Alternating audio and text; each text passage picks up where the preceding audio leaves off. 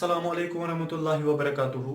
Class 8th के लिए video lecture होगा और लास्ट बारी हमने क्लास 8th के रिगार्डिंग जो बात की थी बेटे वो था मेंस्ट्रुअल साइकिल। और आज का जो हमारा टॉपिक है बेटे वो है एडोलेसेंट प्रेगनेंसी।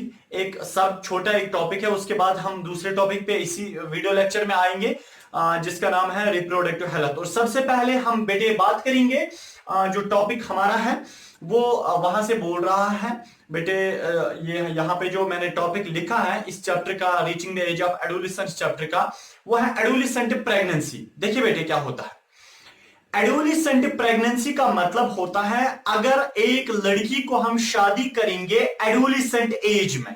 मेरा मतलब है बेटे हमें पता है ये बात कि 11 साल की उम्र में एक लड़की जो है वो बालिग होना स्टार्ट होती है और 11 साल से लेके बेटे बराबर 18 इयर्स तक, इसका मतलब है फ्रॉम 11 अप टू 18, 11 से 18 के बीच में ये जो एक लड़की की उम्र होती है इस एज को हम teen age of a girl बोलते हैं या एडोलेसेंट एज बोलते हैं। बेटे याद रखिए अगर हम एक लड़की को शादी करेंगे इस एडोलेसेंट एज में, मेरा मतलब है अगर एक लड़की की शादी हम 11 साल और 18 इयर्स के बीच में करेंगे तो एक जरूरी है कि एक लड़की प्रेग्नेंट रहेगी। बेटे याद रखिए उसी प्रेगनेंसी को हम बोलते हैं एडोलेसेंट प्रेगनेंसी। जब एक लड़की प्रेग्नेंट रहती है एडोलेसेंस में तो इस चीज को हम एडोलेसेंट प्रेगनेंसी बोलते हैं। बेटे याद रखिए ये जो एडोलेसेंट प्रेगनेंसी होती है according to Indian constitution, Hindustan के आईन के तहत बेटे कि एक लड़की की शादी 18 इयर्स के बाद होनी चाहिए और एक लड़के की शादी 21 के बाद होनी चाहिए। और अगर हम एक लड़की की शादी यानी कि चाइल्डहुड में ही करेंगे यानी कि 11 साल में या 12 या 13 या 14 साल में करेंगे जिसकी वजह से वो प्रियर 18 का या प्रेग्नेंट रहेगी, मेरा मतलब है जिसकी वजह से एक लड़की 18 से पहले ही प्रेग्नेंट रहेगी तो उस एज को हम यानी कि एडोलेसेंट प्रेगनेंसी बोलते हैं। देखिए बेटे हिंदुस्तान यानी कि जो एडोलेसेंट प्रेगनेंसी होती है इसमें अकॉर्डिंग टू इंडियन कॉन्स्टिट्यूशन वो वहां से कह रहे हैं कि इसमें प्रॉब्लम्स ये एक लड़की फेस करेगी। जैसे अभी एक लड़की प्रिपेयर नहीं होती है यानी कि अभी एक लड़की प्रिपेयर फुली नहीं होती है जिसकी वजह से उसको बहुत सारी प्रॉब्लम्स का सामना करना पड़े। जैसे अभी एक लड़की में ब्रेस्ट डेवलपमेंट नहीं होती है जिसकी वजह से जब वो बच्चा पहले ही देगी 18 ईयर से पहले जिसकी वजह से वो प्रॉपरली अपने बच्चे को फीड नहीं कर सकती है, प्रॉपरली अपने बच्चे को दूध नहीं दे सकते, नंबर 1। और नंबर 2, अभी एक लड़की का 18 ईयर से पहले एक लड़की का जो रिप्रोडक्टिव सिस्टम होता है वो फुली डेवलप्ड नहीं होता है जिसकी वजह से उसको चाइल्ड बर्थ में भी प्रॉब्लम हो जाएगी। नेक्स्ट, एक लड़की अभी मदरहुड यानी कि इस एज में 18 ईयर साल की उम्र तक एक लड़की अभी बच्ची यानी कि एक बच्चा ही हम उसको समझेंगे, अभी वो छोटी होती है जिसकी वजह से जो मदरहुड के जो असूल होते हैं या मैं ऐसे आपको बता सकता हूं जो मदरहुड है वो प्रॉपरली उसको एक बच्चे को गाइड नहीं कर सकती है यानी कि और एक लड़की का उसका जो फ्यूचर है उसकी यानी कि उसकी जो पढ़ाई है वो रुक जाएगी जब वो एक बच्चा देगी। ठीक है बेटे, चले बेटे अब हमारा जो यानी कि दूसरा इस लेक्चर में जो टॉपिक हम उठाने जा रहे हैं वो है बेटे रिप्रोडक्टिव हेल्थ। देखिए ये रिप्रोडक्टिव हेल्थ क्या होता है।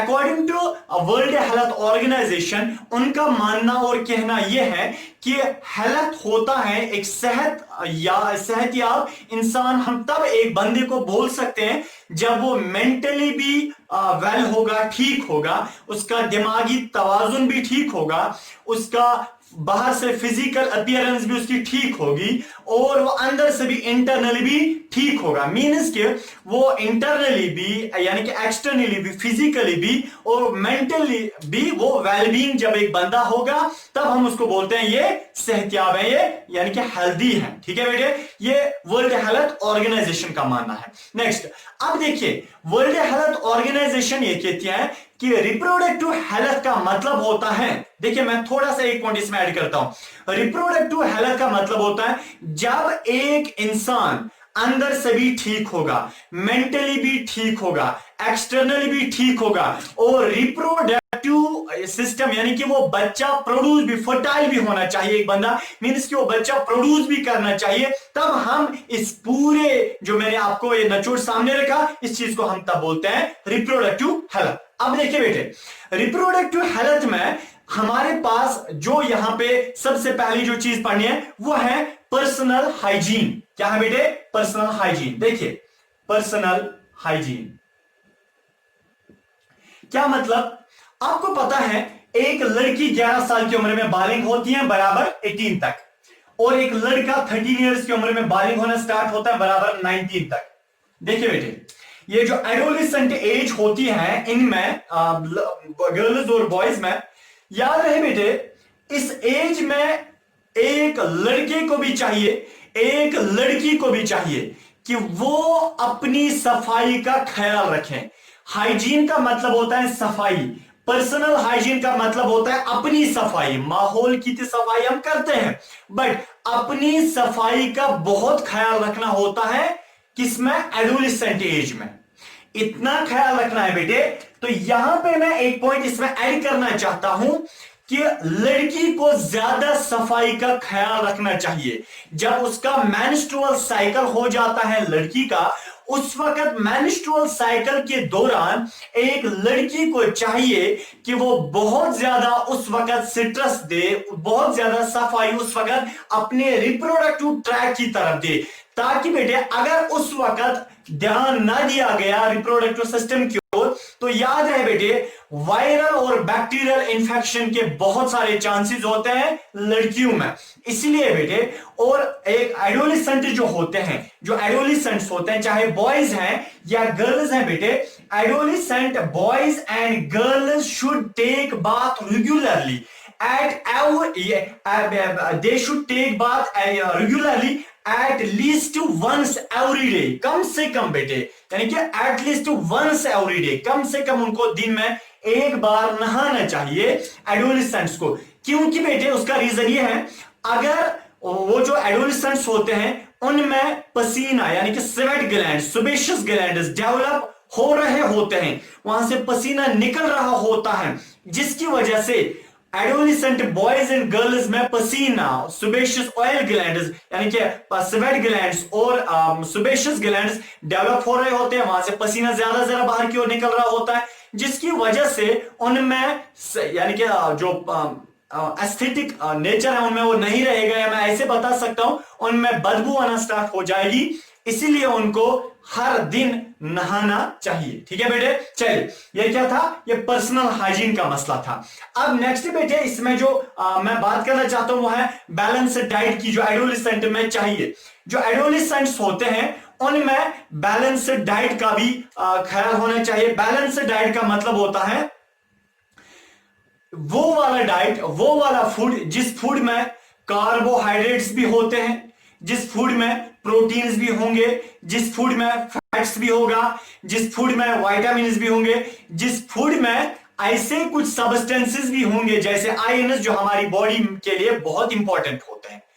अगर हमारे पास ऐसा कोई फूड है जिस फूड में protein, carbohydrate, fats, vitamins, minerals भी हैं, तो ऐसे फूड को हम बैलेंस्ड डाइट बोलेंगे। ठीक है बेटे, तो देखिए अगर मैं खाली एप्पल खाता रहता हूं, अगर फॉर एग्जाम्पल अगर मैं सिर्फ एप्पल खाऊंगा, एप्पल में बेटे क्या है, उसमें कार्बोहाइड्रेट है, तो अगर मैं खाली एप्पल खा रहा हूं मुझे खाली कार्बोहाइड्रेट्स मिलेंगे, मुझे खाली मेरी बॉडी को खाली एनर्जी मिलेगी, तो डेवलप मैं कभी नहीं हो जाऊंगा। क्यों? क्योंकि डेवलप होने के लिए प्रोटीन होना चाहिए जो एप्पल में नहीं है, डेवलप होने के लिए फैट्स चाहिए जो प्रोटीन इसमें एप्पल में नहीं है। ठीक है बेटे, इसका मतलब ऐसा फूड हमें खाना चाहिए जिस फूड में प्रोटीन्स भी होंगे, जिस फूड में विटामिन, कार्बोहाइड्रेट्स भी होंगे, आयंस भी होंगे, फैट्स भी होगा, तो ऐसे फूड को हम बैलेंस्ड डाइट बोलते हैं। याद रहे बेटे, तो एक एडोलेसेंट, चाहे लड़का या लड़की को चाहिए कि एडोलेसेंट एज में वो ज्यादा